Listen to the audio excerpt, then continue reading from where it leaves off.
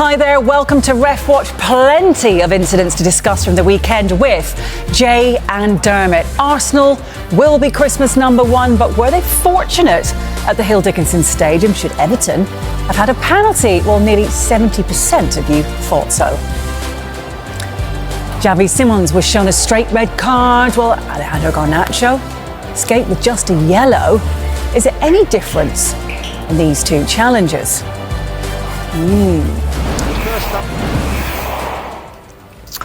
First, though, we bring you some breaking news. Sky Sports News understands that scans are expected to confirm Alexander Isak has a broken leg. Now, that came in Liverpool's 2-1 win over Tottenham Hotspur on Saturday. Isak was taken off, and Arne Slot said he was concerned because his forward was unable to carry on. Now, we'll discuss with Dermot and Jay whether Mickey van den Ven, who made the challenge, was actually fortunate to escape unpunished just because Isak scored the goal a little bit later on in the show. So really bad news there for Liverpool.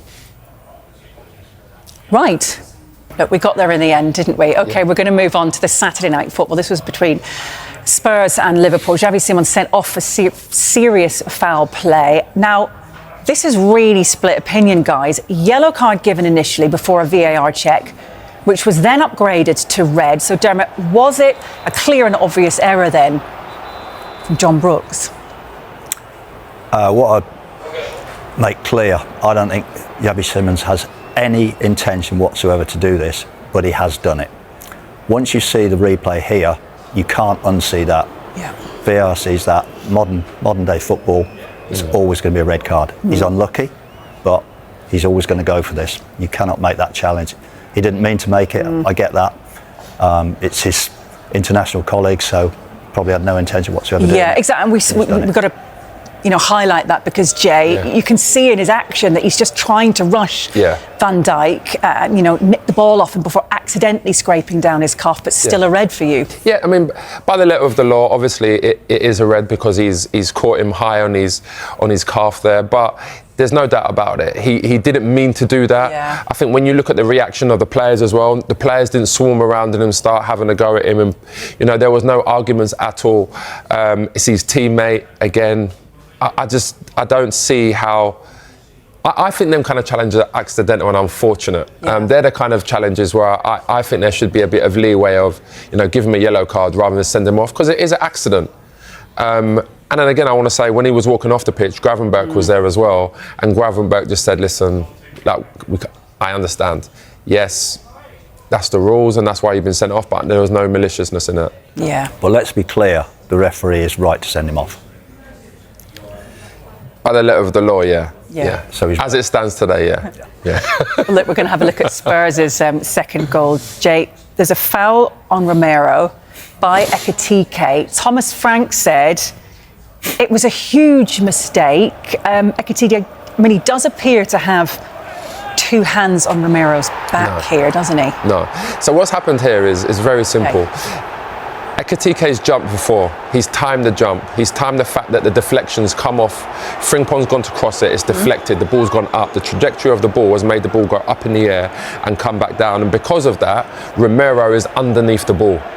So it's hard for Romero to jump upwards rather than, come onto a ball or even be backing off to head the ball. Whereas Ekitike's seen it. He's jumped. He's got his arms there because you have to use leverage to jump. Yeah. His arms obviously do go on his back a little bit, but there's no point where I look at that and say he's holding him down or he's pushing him down so he can get higher. It's just Romero's just mistimed the flight of the ball, and it's a great goal by Ekitike. He's also not pushed him out, has he? Yeah, exactly. That's what I mean. If there has been scenarios where, if the ball's coming a bit more, flatter towards him, and Romero will be going for the ball, and the forward pushes him and then heads it in, then of course that's a foul. But in that particular scenario, Romero just mistimed the flight of the ball. Okay. Another incident in the game, Romero's second yellow card for kicking out Ibrahima Konaté. Thomas Frank said if John Brooks had done his job, then this wouldn't have happened.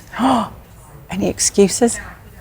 Goodness me. Why would you do this? Do you realise he's actually paid a red card for dissent earlier on about the goal, because he got a yellow card for dissent. gets a second yellow card for this, for petulance, adopting an aggressive attitude towards his opponent. He's paid a heavy price for, as I say, a cheap yellow card early on for dissent. I mean, these are the scenarios where, you know, people always question Romero. There's no doubt about it. He's a top defender, but he just loses his head, and this happens like pretty much every season. It's a silly act there.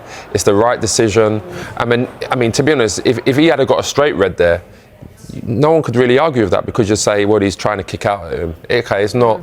He hasn't hit him with full force, but there's still a conversation for it. But no doubt about it, it's a second yellow card. Okay. We've got through a lot, still lots more to come on Ref Watch. Next, we're going to be looking at Newcastle's 2-2 draw with Chelsea. Should Anthony Gordon have been awarded a penalty when Newcastle were leading 2-1? We'll discuss that next.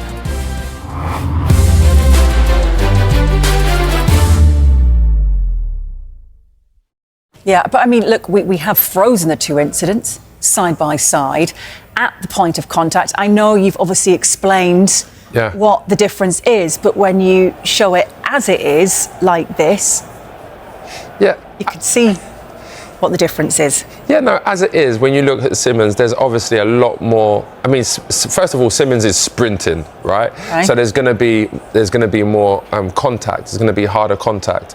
Whereas Garnacho is not really sprinting. He's just kind of resigned to the fact that he's lost the ball, and he's just like kind of put up his studs. So I think that's the reason why they've gone with this one being a red card and that one being a yellow card. Which is what I said. It's the intensity, isn't it? Yeah. Because he only comes one step. Force. He doesn't gather the intensity. Simmons comes at speed.